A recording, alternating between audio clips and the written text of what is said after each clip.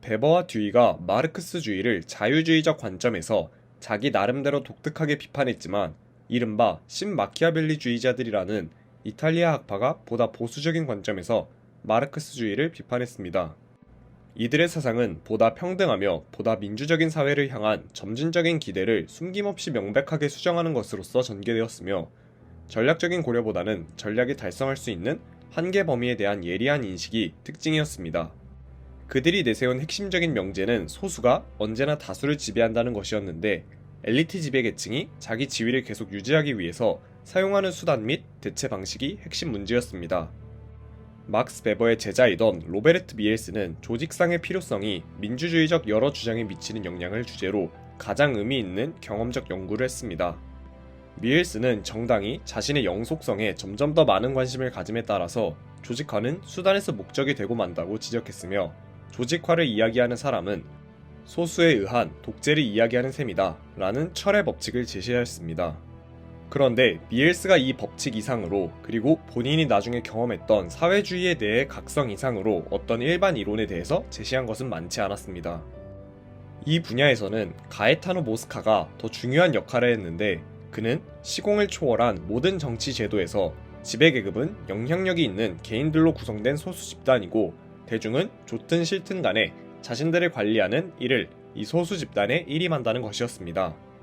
모스카는 조직화의 필요성이 작동하기 때문에 1인 지배가 이루어질 가능성은 다수에 의한 지배가 이루어질 가능성만큼이나 낮다고 보았으며 따라서 오로지 소수만이 쉽게 조직화될 수 있으며 이러한 상태를 유지할 수 있다고 했습니다. 그는 이것이 핵심적인 정치투쟁은 지배계층 내부에서 일어날 수밖에 없음을 의미한다고 보았습니다. 빌프레도 파레토는 모스카의 뒤를 이었는데 그는 두 가지의 위협을 자기 이름으로 남겼습니다. 하나는 발생한 효과의 80%는 20%의 원인에서 비롯된다는 파레토의 법칙이며 이 원리는 입력분이 소수라도 이 입력분에 따른 출력분이 불균형적일 정도로 다수일 수 있음을 주장했는데 이것은 그 자체로 평등이라는 발상을 정면으로 반박하는 것이었습니다. 두 번째의 위협은 보다 근본적인 것으로 이른바 파레토 효율입니다. 그가 다루었던 주제들 가운데 가장 중요한 주제는 사회가 왜 내부에서 어떤 힘에 의해 영향을 받을 때 여기에 반발하는 운동이 일어나서 애초의 상태로 돌아가려는 움직임이 전개된다는 사회적 균형입니다. 이는 지배계층을 구성하는 엘리트들은 늘 있기 마련이지만 이 집단의 구성 비율은 바뀔 수 없다는 엘리트들의 순환이라는 개념이며 이를 해석해보면 기민하고 교활한 쪽이 이점을 누리겠지만 그렇다고 해서 폭력이 완전히 배제되는 수준으로까지 가지는 않는다는 뜻이었습니다. 보수주의자나 급진주의자 모두 무력 사용이 지극히 드물게 일어날 때 권력을 빼앗기지 않고 계속 유지할 방법에 관심을 가지고 있었습니다. 지배계층의 약점이 얼마나 쉽게 노출되고 또 이들이 얼마나 위험해질 수 있을지 여부는 대중을 장악하는 이데올로기의 힘에 달려 있었습니다. 사회심리학 분야의 발달로 의식이라는 개념에 대한 매혹은 한층 더 커졌는데 이 분야에서 특히 영향력을 행사한 책은 프랑스의 사회심리학자 귀스타브 르 봉의 군중심리입니다. 이 책은 대중의 신성한 권리가 국왕의 신성한 권리를 어떻게 대체하는지 보여주는데 보수적이고 엘리트적인 관점에서 위계의 붕괴를 안타깝게 보았습니다. 르 봉은 사회주의와 노동조합이 악의적인 대중 선동가에 의해서 이용되는 전형적인 사례라면서 적대시했습니다.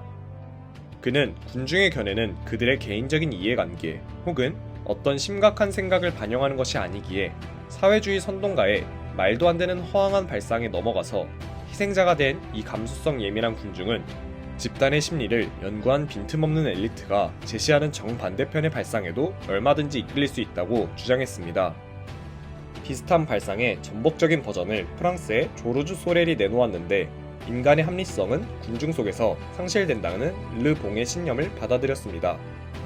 하지만 소렐은 자기에게 주어진 권리를 위해서 싸울 용기도 부족하고 그저 적에게 적당하게 맞춰서 살 생각만 하는 바보들에게 혐오감을 느낀 나머지 어떤 결정적인 폭력을 행사해서 이들을 말끔히 쓸어버리는 상상을 했습니다.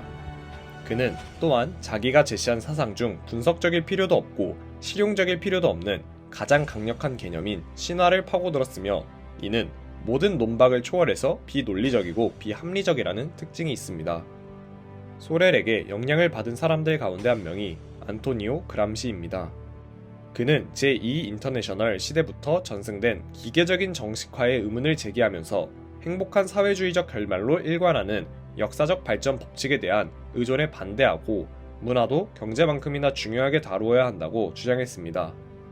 그람시는 계급이 있는 한 늘 지배자와 피지배자, 이끄는 사람과 이끌을 당하는 사람은 있기 마련이라는 신마키아벨리주의자들의 발상을 받아들였습니다. 또한 그는 잔인한 폭력이 아니라 사상의 힘으로 어떤 집단을 지배하는 능력을 헤게모니라고 정의했는데, 헤게모니의 토대가 상실되는 순간에만 강압적인 조치를 동원하면 된다는 것이었습니다. 그람시는 사회를 정치적인 요소와 시민적인 요소로 구분했는데, 지배계급은 이러한 것들을 자연스럽게 차용할 수 있지만 헤게모니에 대한 노동자 계급의 동의를 유지하려면 그들에게 일정한 수준의 양보를 할 수밖에 없다고 했습니다. 지배계급의 입장에서는 헤게모니 사상을 노동자 계급이 진정으로 믿지 않아도 상관없으며 존재만으로도 혼란과 마비를 유발하기에 충분하다고 생각했습니다. 그람시는 자기 생각을 설명하기 위해서 군사적인 비유를 가져왔는데, 시민사회에 대한 지배계급의 지적 지배는 성체를 쌓고 진지를 파서 전개하는 방식으로 진행되고 있으므로 끈질기고도 가차없는 진지전으로 지배계급의 헤게모니를 공격해야 한다고 했습니다. 열린 사회에 속한 좌익들에게 스탈린주의가 끼친 충격은 컸고, 서구의 자본주의 사회는 마르크스가 제시한 길을 따라서 붕괴의 길을 걸어갈 것인가, 아니면 자기 파괴적인 속성을 덜 드러내면서 한층 오래 지속될 것인가 하는 등의 문제들이 미국에서도 제기되었습니다. 이런 환경에서 떠오른 핵심 인물들 가운데 한 사람이 뉴욕대학교의 교수이던 제임스 버넌이었습니다. 그는 경영자 혁명이라는 저서에서 지배적인 지위로 올라서는 새로운 계급인 경영자를 정의했는데, 이들은 생산과 관련해서 기술적인 지시와 조정 작업을 하며 자본주의자와 공산주의자를 모두 대신해서 생산 과정을 장악하고 책임지는 존재라고 규정했습니다. 버넘의 다음 저서 마키아벨리주의자들은 필요한 경우에는 무력과 속임수를 동원할 수 있다면서 권력을 위한 권력을 용인하는 정치에서 기본적인 이해관계와 본능이 수행하는 역할을 솔직하게 추구했습니다.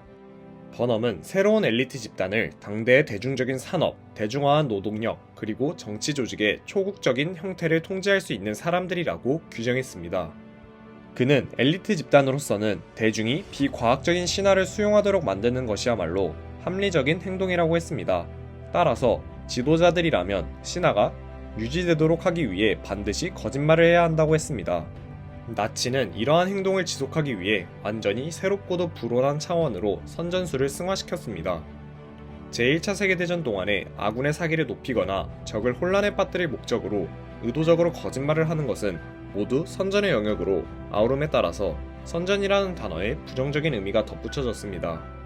이후 세계 최초로 홍보 전문가라는 직함을 내세운 당시 최고의 선전가로 활동한 에드워드 버네이스는 선전의 다양한 발상들의 실천적인 가능성을 제시하며 이를 입증했습니다.